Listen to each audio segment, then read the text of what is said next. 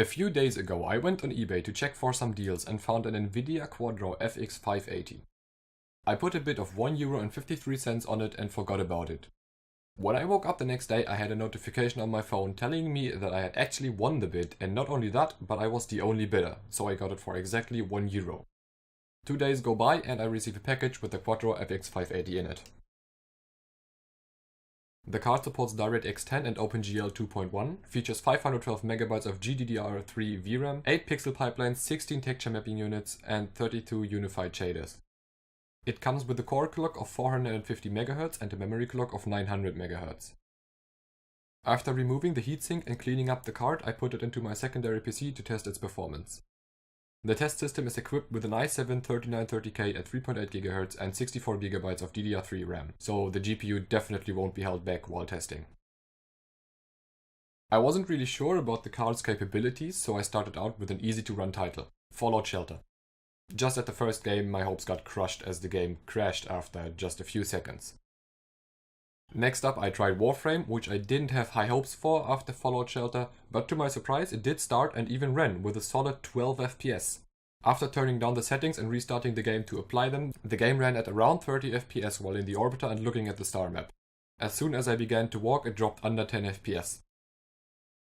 Lowering the resolution even further to 800 by 600 resulted in actually playable 45 frames per second, so I thought I would load into the planes on Earth, which turned out to be a mistake as my frame rate instantly dropped to around 16 and I didn't really want to go idle on hunting like that.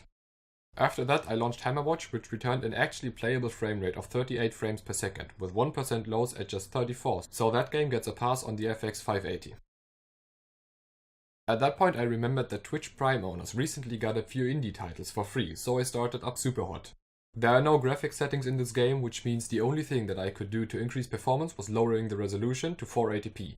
And even then the game only ran at 16 FPS average, with terrible 1% lows at 3 and 0.1% lows at 1 frame per second. Simply because I didn't want Hammerwatch to be the only game that worked well with this card, I downloaded Minecraft and loaded into a new world with the lowest possible settings but still 1080p, and I was surprised to see the GPU that couldn't even launch Fallout Shelter return 56 FPS on average in Minecraft with 1% and 0.1% lows at 30 and 20. I did also test Blade, but I couldn't get any recording software working with it, and neither did my overlay want to show up, so my phone was the only thing that I could use to record it. It ran reasonably well and I could play Blade on a card like this for hours. Finally, for the games I tried to play the original Borderlands. It didn't start and locked up my PC, so I had to turn off the power supply to restart it. The last test I ran was watching YouTube videos and, well, even Intel integrated graphics can do that. 1080p 60 FPS ran fine without dropping too many frames, and there really isn't much more to say about that. So, off we are to the conclusion then. If you're looking to give an old office PC some life again, this card might actually be good for you.